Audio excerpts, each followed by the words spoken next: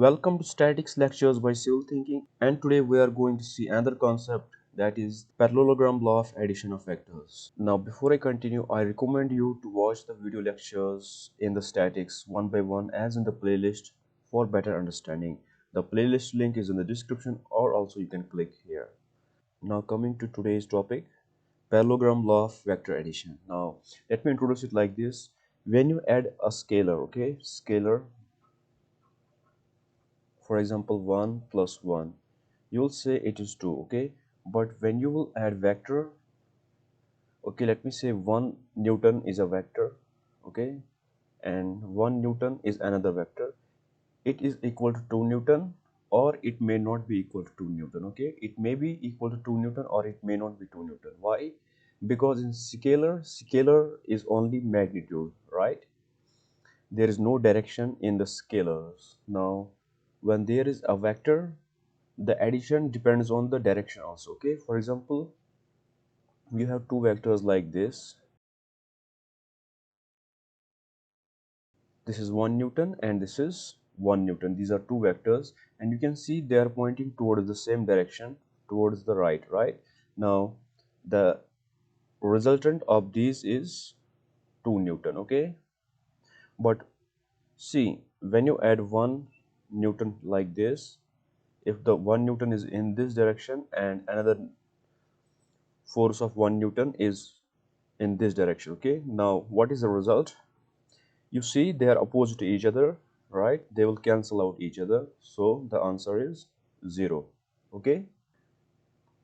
So what does that mean? It means the vector addition does not depend on only on the magnitude, like 1 plus 1 is 2, it does depend on the direction also, in which direction we are adding them. If two vectors are in the same direction and we are adding them, then the addition is same like scalar, right? But if they are in opposite direction, they cancel out each other, then they act like subtraction, right? It is like 1 minus 1 is equal to 0, although we added them, but they got subtracted. It means there is something in the vector addition which is about the direction. Therefore we need a different set of rules to add two vectors. We cannot add like this. So what is the rule? The one of the rule is parallelogram law of vector addition. Now what we do, for example, if you have two vectors here like this is vector 1, and you have another vector like this. If you want to add them, what you do, you join the tails of the two. If you want to add these two vectors like this, you will join them tail to tail. Then you will draw a line parallel to this vector. You will also draw a line parallel to this vector. Then the resultant is like this. This is the resultant. This is the resultant vector. Now let me write it very clear. For example, you have one vector like this, and then you have another vector like this. For example, what we do, we join the tail of the two vectors or forces like this. For example, they are at an angle of theta to each other. The angle between them is theta. Then the resultant will be somewhere between them. Resultant will be somewhere between them. Resultant means when you add up these vectors, there will be addition of two vectors is also a vector, right? And that vector will be somewhere between the two vectors. Let me say this one is f1 and this is f2, right? Then r vector, we write the vectors with an arrow on it. When we write r and with an arrow, it means r is a vector. But to be fast in the lecture, I will not write arrow. But you should keep in mind it there is an arrow there.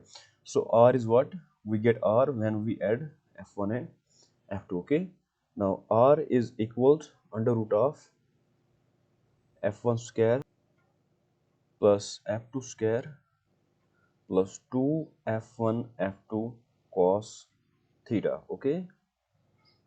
This is the magnitude of the resultant. For example, we added 1 plus 1, it is not 2. For example, let me assume F1 is 1 Newton, okay, and F2 is 2 Newton, for example, and theta, the angle between them is, for example, 40 degrees, okay. Then F1 plus F2 will be 1 Newton plus 2 Newton, right? 1 Newton plus 2 Newton. What? Is it 1 plus 2 is 3? Is it 3? No, no. It is under root of 1 square plus 2 square plus 2 times F1 F2. 1 multiplied by 2 multiplied by cos of 40 degree, okay? So 1 Newton plus 2 Newton is not 3, okay? It is like all of this. Whatever is the result, that is going to be the 1 Newton plus 2 Newton, okay? Alright? Now, there is also the direction. Now, you see, this vector have direction like this, right? F1 vector. Now, F2 vector have direction like this, towards right, okay? But what is the direction of this resultant vector? You will say yes, it is here, right? The direction is here, but this is an approximate direction, okay. What we do when we have to add two vectors, for example, it is one vector, this is two vector, okay, they are inclined by some angle theta, then we say the resultant is somewhere between here, okay, we say it is somewhere between here, but the exact direction we can find it relative to either F2 or relative to F1, okay. This is R. We will find the exact direction of R if we know this angle. Let me say this is beta. If we know this beta, then we can say, hey, the exact direction of this R vector is, it is inclined at beta angle to F2. That is the exact direction of R, okay. So that is what we will find, okay. We will find this beta. It will tell us the exact direction, exact direction of the resultant vector with respect to F2 or F1, okay. Now beta is equal to F1 sine theta divided by F2 plus F1 cos theta, okay.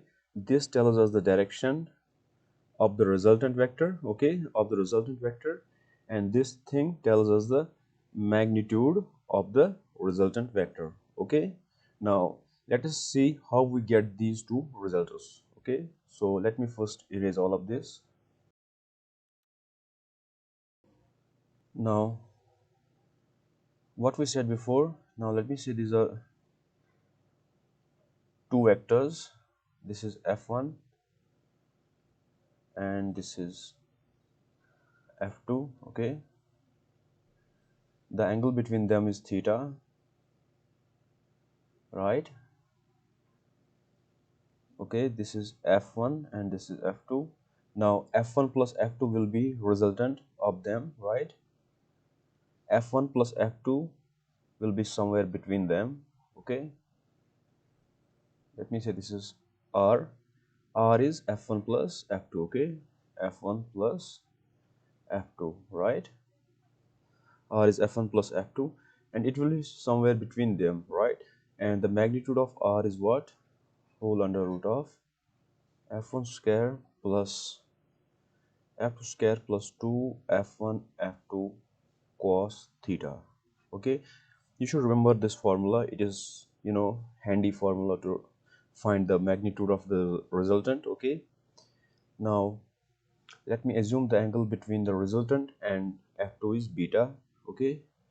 Then beta is equal to tan inverse of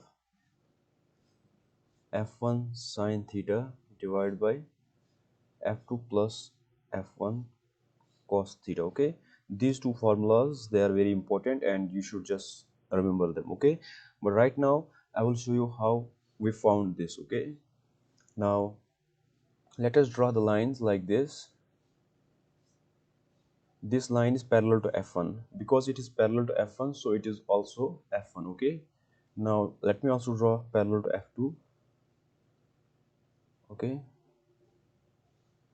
Now this is F1 and this is F2, okay.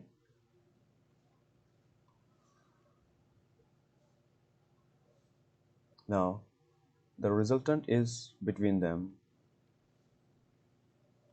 The resultant is actually from the tail of these two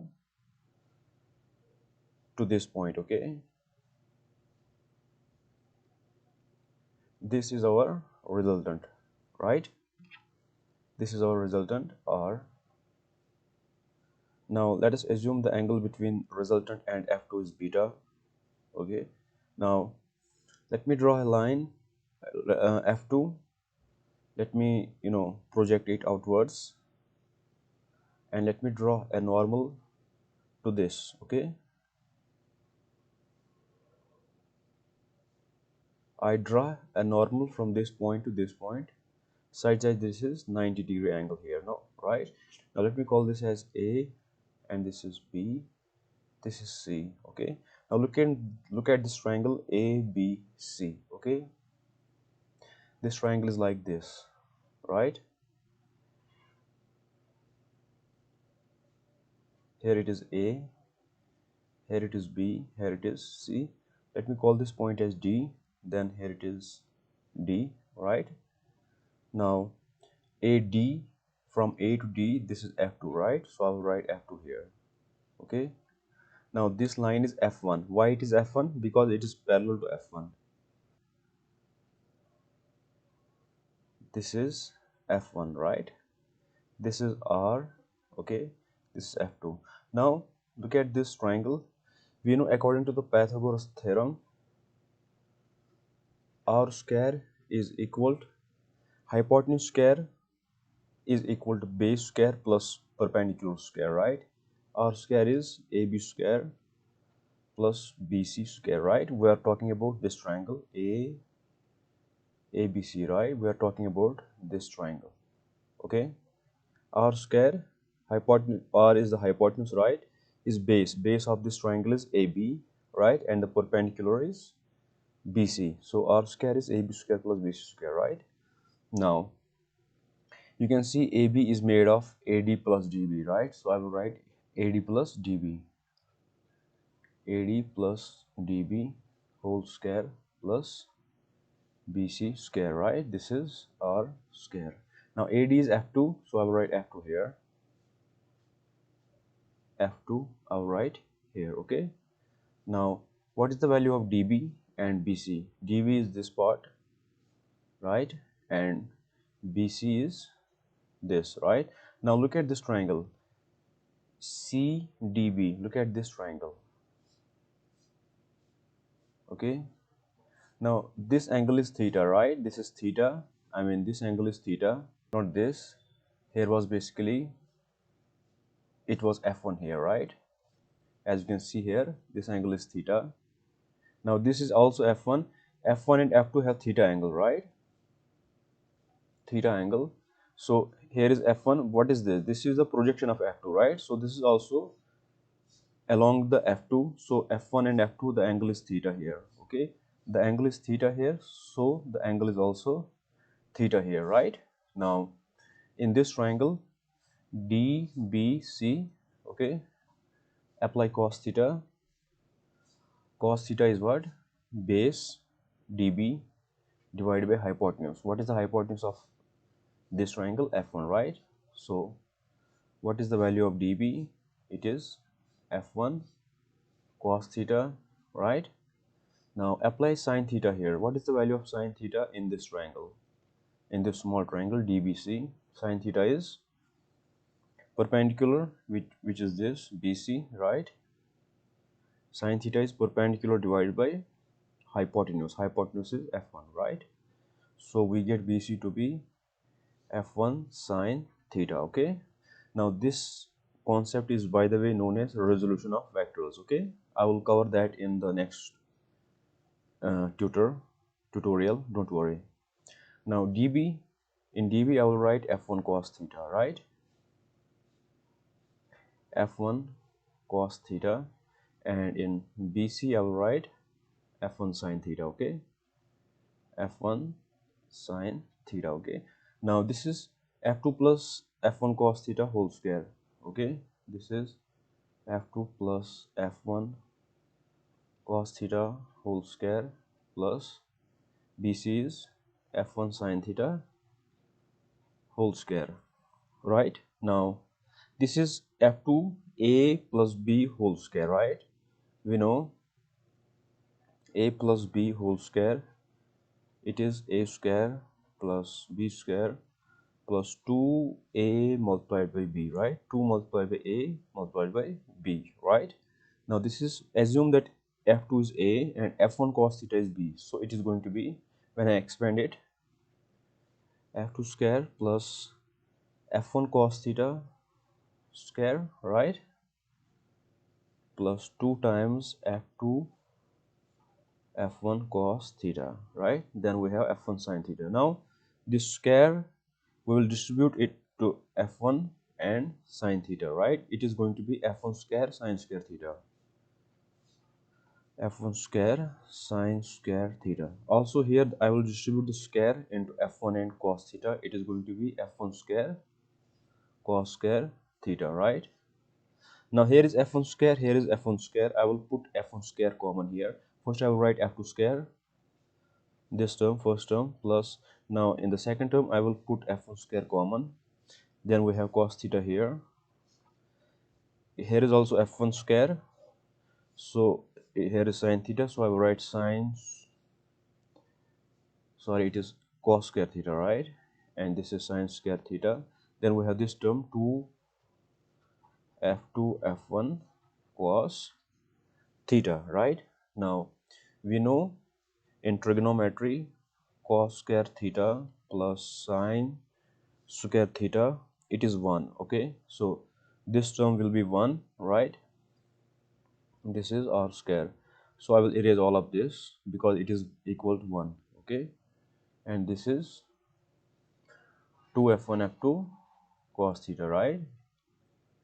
Now what will be the value of r? Now when I rearrange it, I will write f2 square plus I will write f1 here, f1 square, it is the same thing. I'm just rearranging the terms, f1 and f2. Here I will write 1 and here I will write 2. Okay, now this is r square. When I find r from here, so it is going to be under root of f1 square plus f2 square plus 2 f1 f2 cos theta, okay? See, this is how we get the resultant, okay? What is resultant? Resultant is the addition of two vectors, okay? We are finding the addition of two vector forces, okay? Forces or vectors, they are the same thing because force is a vector. So this way we found where we get this formula. Just remember this, you don't have to do all of these things, okay? So now next I will show you how I found this beta, okay? This beta tells us the direction, so let me first erase all of this first.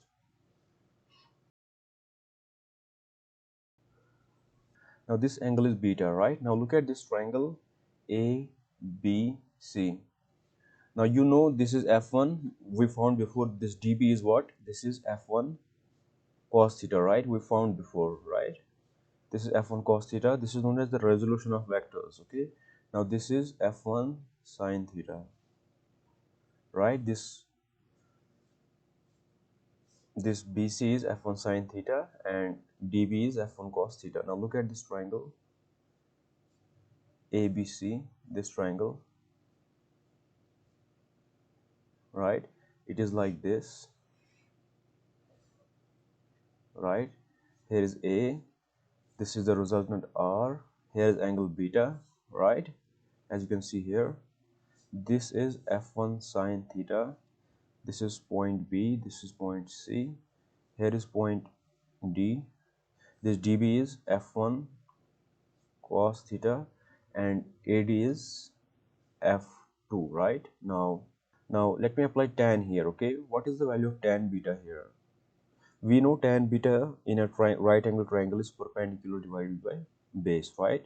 So tan beta is perpendicular is f1 sin theta, right? Or BC, which is f1 sin theta, divided by base. Base is AB, right? AB. This is base. Now AB is equal to AD plus DB, right? AD plus DB. Now AD is f2 and dv is f1 cos theta, right? F1 cos theta. Okay, now when I find beta here, how we find beta from tan? You apply tan inverse from both sides, right? Tan inverse from both sides. So this tan and tan inverse will cancel out. We are left here with only beta, and here we have tan inverse of f1 sine theta divided by f2 plus f1 cos theta. Okay, so this is how we found beta equal tan inverse of f1 sine theta divided by f2 plus f1 cos theta. Okay, so this way we found the formulas of addition of vectors, the derivation of the addition of vectors, the formula in the parallelogram law of vector addition. Okay, and the derivation of parallelogram law of vector addition. Okay, you have also understood the concept of parallelogram law of vector addition. Okay, so that's it for today. I hope you understand everything. So if you have any doubts, you can comment and I will definitely reply. See you in the next class. Thank you.